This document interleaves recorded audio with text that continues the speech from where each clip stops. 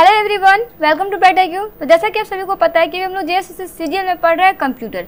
हम लोग line by line सारे चैप्टर को अच्छे से स्टडी कर रहे हैं। अभी तक हम लोग टोटल 6 चैप्टर को स्टडी कर चुके हैं। ये आपका 7 चैप्टर है जो कि सारा लूसेंट बुक से कवर किया जा रहा है। इसमें हम लोग बेसिकली सारे क्वेश्चन को स्टडी कर रहे हैं। ये सारा क्वेश्चन आपका सिर्फ JSSC के ही नहीं बल्कि आप जितने भी एग्जाम की तैयारी करो उन सारे एग्जाम के पॉइंट ऑफ व्यू से सारा क्वेश्चन बहुत इंपॉर्टेंट है।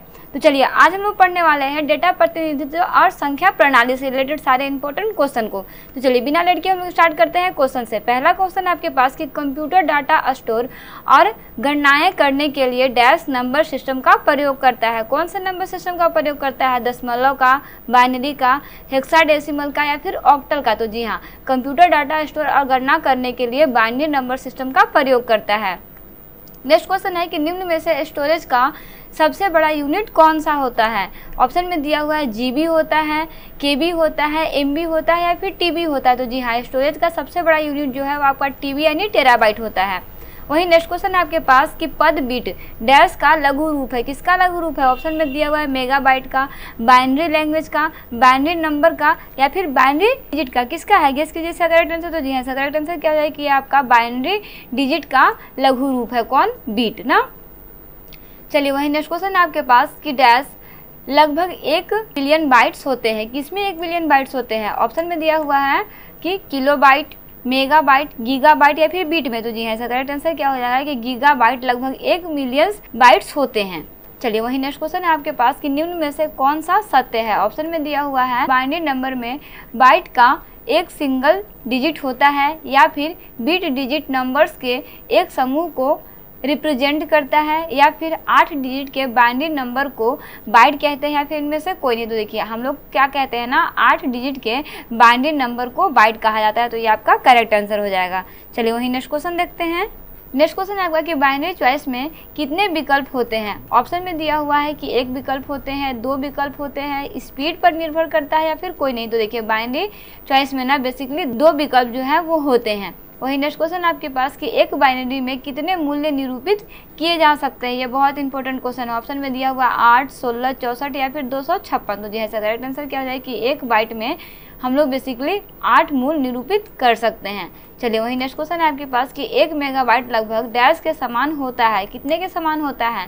1000 बिट्स के समान, 10,000 बाइट के समान, 1 मिलियन बाइट्स के समान या फिर 1 मिलियन बिट्स के समान। किसके समान होता है? तो जी हाँ, इसका करेक्ट आंसर क्या हो जाए कि ये आपका 1 मिलियन बिट के समान होता है ना, बाइट्स नहीं बिट्स के समान होता है। चलिए वही नेक्स्ट क्वेश्चन है आपके पास कि कंप्यूटर मेमोरी की सबसे छोटी इकाई क्या कहलाती है? ऑप्शन में दिया हुआ है बाइट कहलाती है, बीट कहलाती है, गीगाबाइट कहलाता है या फिर उपर्युक्त तीनों कहलाता है। तो जी हाँ, कंप्यूटर मेमोरी का सबसे छोटा रूप जो है वो आपका बीट कहलाता है। वही नेक्स्ट क्वेश्चन है आपके पास कि कितने बाइट मिलकर 1 किलोबाइट बनाता है? ऑप्शन में दिया हुआ है 612, 1024, 2048, 4096। कितना? तो जी हाँ, इसका करेक्ट आंसर क्या हो जाएगा कि ये आपका 1024 बाइट मिल करके 1 किलोबाइट जो है वो बनाते हैं। चलिए वही नेक्स्ट क्वेश्चन देखते हैं जो है आपका कि इनमें से कौन सा यूनिट स्टोरेज मापने के उपयोग में लाया जाता है? ऑप्शन में दिया हुआ है LB, MG, G8 या फिर TB। तो जी हाँ, इसका करेक्ट आंसर क्या हो जाएगा? TB ना, इसका करेक्ट आंसर क्या हो जाएगा? TB terabyte. चलिए वही नेक्स्ट क्वेश्चन देखते हैं। तो नेक्स्ट क्वेश्चन है आपका कि बाइनरी नंबर के अंतर्गत जिस संख्या विधि पर काम किया जाता है उसे क्या कहते हैं? ऑप्शन में दिया हुआ है दशमलव कहते हैं, बाइनरी बोलते हैं, बीट बोलते हैं या फिर बाइट बोलते हैं। क्या बोलते हैं? तो जी हाँ, इसका करेक्ट आंसर क्या हो जाएगा कि उसे हम लोग बेसिकली बाइनरी कहते हैं ना। चलिए वही नेक्स्ट क्वेश्चन है आपके पास कि बाइनरी नंबर प्रणाली में निम्नांकित में से कितने अंक होते हैं? ऑप्शन में दिया हुआ है 1 अंक होते हैं, 2 अंक होते हैं, 3 अंक या फिर 4 अंक होते हैं। तो जी हाँ, इसका करेक्ट आंसर क्या हो जाएगा कि इसमें बेसिकली 2 अंक होते हैं जिसमें पहला अंक 0 होता है, दूसरा अंक 1 होता है। चलिए वही नेक्स्ट क्वेश्चन है आपके पास कि बाइनरी प्रणाली के 2 अंक कौन कौन से होते हैं? देखिए जस्ट मैं आपको बताई हूँ वही क्वेश्चन यहाँ पे आपका रिपीट भी हो गया। तो जी ऐसा करेक्ट आंसर क्या हो जाएगा कि 0 और 1 या फिर 1 या 0 होते हैं ना, 1 और 0 होते हैं। ठीक है, चलिए वही नेक्स्ट क्वेश्चन है आपके पास कि अक्षरों तथा चिन्हों को बाइटों में स्टोर करने की विधि को क्या कहते हैं? ऑप्शन में दिया हुआ इसे नंबर सिस्टम बोलते हैं, कोडिंग सिस्टम बोलते हैं, अल्फा सिस्टम बोलते हैं या फिर बाइट सिस्टम बोलते हैं। क्या बोलते हैं? तो जी हाँ, इसका करेक्ट आंसर क्या हो जाएगा कि इसे हम लोग बेसिकली कोडिंग सिस्टम कहते हैं। चलिए वही नेक्स्ट क्वेश्चन है आपके पास कि आज का सबसे ज़्यादा उपयोग में आने वाला कोडिंग सिस्टम कौन सा है। ऑप्शन में दिया हुआ है आस्की और स्टिक है, या फिर सिर्फ आस्की है, या फिर सिर्फ एवस्टिक है, या फिर इनमें से कोई नहीं। तो जी आंसर करेक्ट आंसर क्या हो जाए कि आज का सबसे ज़्यादा उपयोग में आने वाला कोडिंग जो है वो आपका आस्की एवं एवस्टिक है ना।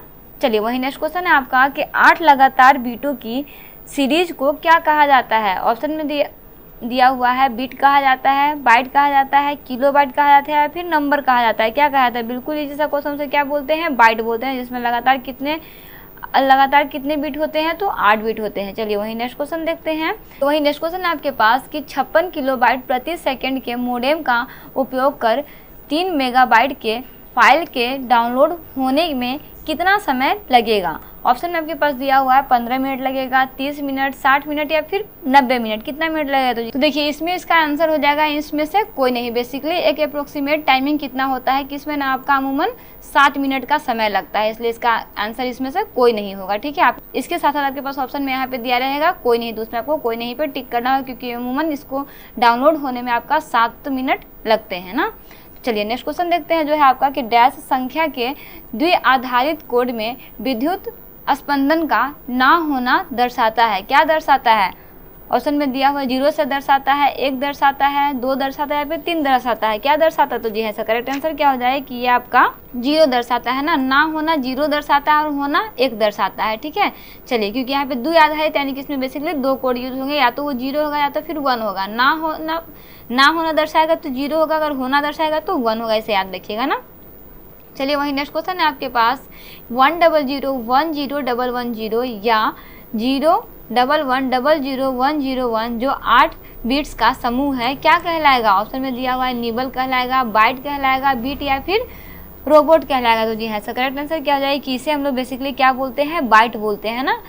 चलिए वही नेक्स्ट क्वेश्चन है आपके पास कंप्यूटर में किसी शब्द की लंबाई डैश में मापी जाती है। यहाँ पे थोड़ा सा मिस्टेक हो गया ना, ये डैश आपका पहले होगा, में मापी जाती होगा यहाँ पे। ठीक है, चलिए आपके पास ऑप्शन में दिया हुआ है कि बाइट में, मिलीमीटर में, मीटर में, या फिर बीट्स में। तो देखिए पहले से टिक किया, इसमें किस में मापी जाएगी, बीट्स में मापी जाएगी ना। तो कंप्यूटर में किसी शब्द की लंबाई बीट्स में मापी जाती है। चलिए वहीं आपके पास नेक्स्ट क्वेश्चन है कि द्विआधारी कोड के अनुसार विद्युतीय स्पंदन का होना संख्या को दर्शाती है। क्या, कौन सी संख्या को दर्शाती है। देखिए मैं आपको जस्ट बताई थी ना होना क्या दर्शाता है, होना क्या दर्शाता है। ऑप्शन में दिया हुआ है 0, 1, 2 या फिर 4। क्या दर्शाता है, तो जी ऐसा करेक्ट आंसर क्या हो जाएगा कि आपका 1 को दर्शाता है ना। होना 1 को दर्शाता है, ना होना 0 को दर्शाता है।